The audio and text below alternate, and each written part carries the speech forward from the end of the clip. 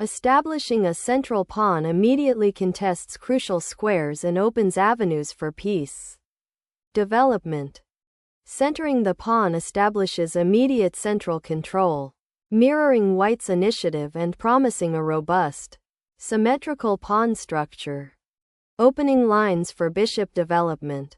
Preparing a solid pawn structure that prioritizes safety over immediate aggression. Opening up diagonals for the queen and dark-squared bishop. This move initiates a classical setup, preparing for pawn breaks and piece development. Developing the bishop to an active diagonal, aiming for early kingside pressure. Knight to f6 solidifies the center and prepares for kingside castling. A natural developing sequence. Preparing to support the central pawn structure and potentially redeploy the knight to a more active square like f3 or e4. Challenging the center immediately by creating central pawn tension is a bold counterstroke.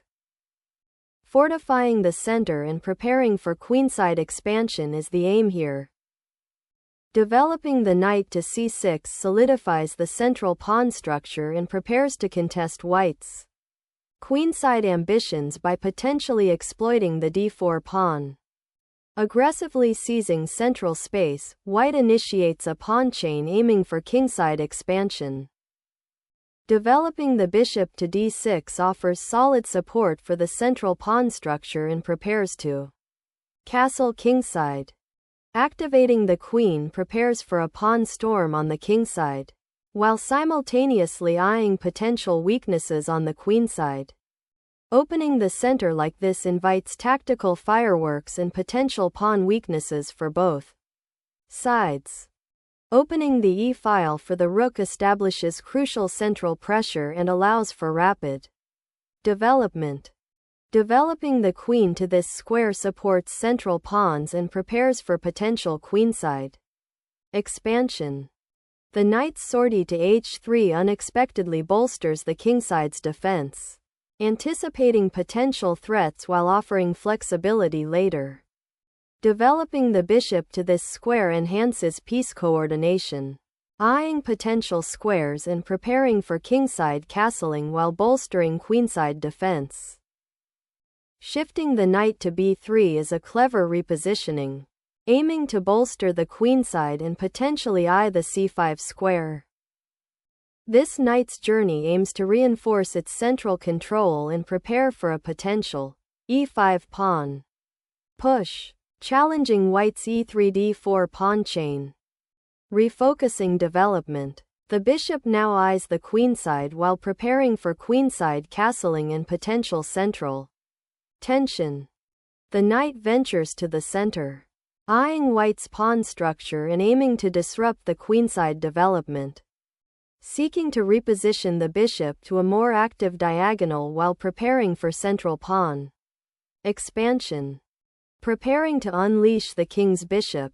This advance subtly reinforces the kingside pawn structure while eyeing potential central breakthroughs. Unleashing the kingside pawn storm. White aggressively seeks to fracture black's defensive structure, creating immediate tactical fireworks. Rerouting the knight to a more passive square. A potential concession of central influence to white's aggressive pawn structure. Suddenly, white opens a fierce diagonal assault on the enemy king, seeking to exploit the weakened dark squares and pressure f6. The knight boldly penetrates, challenging white's central pawns and opening new diagonals for black's pieces. Eliminating the knight on e4 disrupts black's central control and opens lines for white's attack. Sacrificing pawn territory to seize the initiative. This captures with the intent to unblock the bishop and control the center. A tactical foray. This queen maneuver offers respite from the impending knight fork while challenging black's central dominance. Exploiting the weakened kingside with aggressive pawn thrusts, aiming to shatter white's defensive structure and expose the monarch. Challenging black's knight creates vital attacking lines and prepares central pawn advances for white. The pawn push opens lines, creating immediate tactical possibilities for black's pieces to exploit the now exposed king. A bold attempt to reignite activity on the kingside, but it risks leaving the king exposed amidst the developing storm. Exploiting the knight's weakened diagonal. This capture initiates a dynamic exchange that promises to unravel the pawn structure. Preparing to reroute the knight via f3 aims to challenge black's dominant e4 pawn and open lines. The king's desperate escape reveals a precarious central pawn structure and hints at impending tactical fireworks. The knight's brave dive into the enemy camp aims to disrupt black's defenses. Unleashing the bishop to c6 aims to disrupt white's pawn chain and challenge central control. Liberating the f-file promises a swift assault, potentially creating dangerous open lines against the exposed black king. A risky endeavor, rerouting the rook to the flank, potentially sacrificing it for tempo and board penetration. Securing the bishop's outpost on e5 aims to control key squares and pressure black's awkward pawn structure. Sacrificing this bishop abandons all hope of king safety, a desperate gambit indeed. Initiating tactical play with a recapture that opens lines for your rooks. Reclaiming the knight with tempo opens up diagonal lines, potentially forcing defensive rearrangements.